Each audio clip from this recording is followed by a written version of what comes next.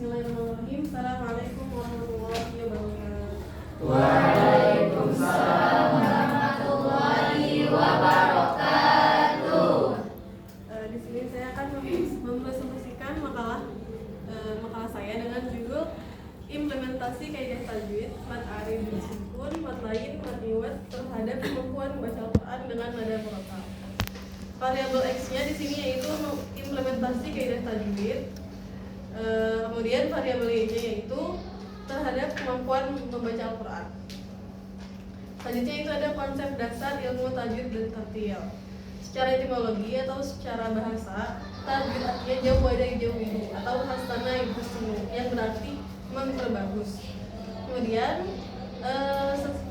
menurut istilah, tajwid adalah ilmu untuk mengetahui pengucapan huruf-huruf Arab secara benar dengan mengetahui makhraj-makhrajnya, sifat-sifat inti atau asli dan yang bukan inti atau bukan asli, serta hukum-hukum yang berlaku. Kemudian itu ada tartil. Tartil secara bahasa berarti membaca dengan perlahan, teratur dan berurutan. Secara istilah syar'i, tartil adalah membaca Al-Quran dengan perlahan, jelas dan terang sesuai dengan kaidah-kaidah pengucapan huruf seperti tajwid, dan untuk mengetahui tempat-tempat waqaf, berhenti dan ibtidah itu mulai. Kemudian dalil perintah membaca Al-Quran dengan tartil ada dalam surat Al-Muzammil ayat 4 yang berbunyi A'udzu billahi minasyaitonir rajim. Bismillahirrahmanirrahim. Warattilil Qur'ana tartila. Yang artinya dan bacalah Al-Quran itu dengan tartil atau perlahan-lahan. Selanjutnya ada pembahasan mad arid sukun, yaitu mad arid sukun adalah mad yang terjadi apabila mad qadimi atau huruf qin menghadapi sukun arid atau palsu karena diwakafkan. Contohnya itu pada surat Al-Fatihah ayat 5 yang berbunyi iyyaka na'budu wa iyyaka nasta'in. Di sini ada nasta'in. Kalau kita wakafkan itu dirubah menjadi sukun. Jadi bacanya nasta'in, bukan nasta'in. Kemudian mad lain atau madlin. Adapun madlin akan menjadi mad ketika dalam kondisi wakaf dan hukumnya mengikuti hukum mad arid sukun.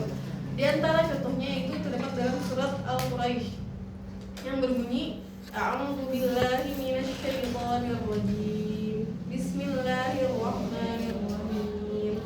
Li'ilafil Quraish ilafihim rihlatal syita'i was-sayf falya'budu rabb hadzal bait alladzi at'amahum min ju'in wa amanahum min khauf. Sama seperti mad arid sukun, ketika dia waqaf maka dia disukunkan. Namun ketika dia tidak waqaf maka dia dibaca berharokat. Kemudian ada mad iwad. Mad iwad adalah mengganti tanwin nasab pada saat waqaf dengan alif yang dipanjangkan seukuran 2 harokat. Mad ini termasuk mad tabi'i. Contohnya aliman, aliman diwakafkan menjadi aliman. Mihadan diwakafkan menjadi mihada. Ma'an diwakafkan menjadi ma'a. Kemudian ada kesalahan implementasi mad iwad, yaitu menyukunkan. Misalnya pada lafal ahadan, ketika diwakafkan seharusnya dibaca ahada, namun ada juga yang menjadi ahad atau ahada, seperti ada hamzah di akhir. Lalu ada juga yang membaca tanwin, tetap dibaca ahadan saat berhenti, itu salah. Nah, kemudian ada kesalahan implementasi mad arid sukun dan mad lain, yaitu ada mengabaikan mad.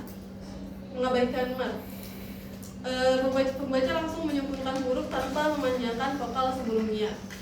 Misalnya ya'lamun, seharusnya ya'lamun itu ada detail 2, 4 sampai 6 harokat. Namun ada juga yang dia tidak dipanjangkan, jadi hanya ya'lamun. Nah, itu salah. Kemudian ada juga tidak konsisten dalam memanjangkannya. Ada yang dia di ayat ini 2 harokat, ada yang dia jadi 4 harokat, ada yang dia setelahnya 6 harokat. Nah, itu tidak boleh. harus konsisten, misalnya di awal 4 harokat terus, 6 harokat terus. Kemudian ada peran ketiga mat dalam menjaga keharmonisan makna. Peran mat iwad adalah menjamin ketepatan vokal akhir saat dihentikan.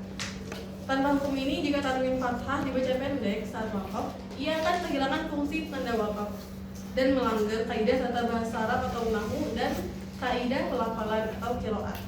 Kemudian peran mat aril disukun terletak pada pengaturan ritme dan nafas pembaca. Mayoritas ayat Al-Quran berakhir dengan hukum ini. Kelulusan panjang bacaan 2, 4 atau 6 harokat memungkinkan pembaca untuk menyesuaikan irama dengan panjang ayat dan keterbatasan nafasnya. Dengan memilih 4 atau 6 harokat, pembaca mendapatkan jeda yang cukup panjang untuk mengatur nafas sambil mempertahankan kesyahduan bacaan. Selanjutnya ada peran ketiga mat dalam menjaga keharusan makna, itu peran mat lain.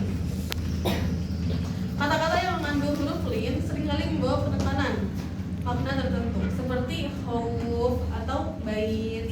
Saat dihentikan, pemanjangan ini memberi kesan penekanan yang lembut pada kata tersebut, menjaga vokal rangkap atau mid-stop agar tidak hilang atau terpotong tiba-tiba. Penggunaan mat lain memastikan bahwa penghentian bacaan tidak terkesan kaku, melainkan mengalir dengan indah sehingga turut menjaga keharmonisan narasi ayat secara keseluruhan. Kurang lebih sekian dari saya. Mohon maaf bila ada kurang. Wassalamualaikum warahmatullahi wabarakatuh. Waalaikumsalam warahmatullahi wabarakatuh.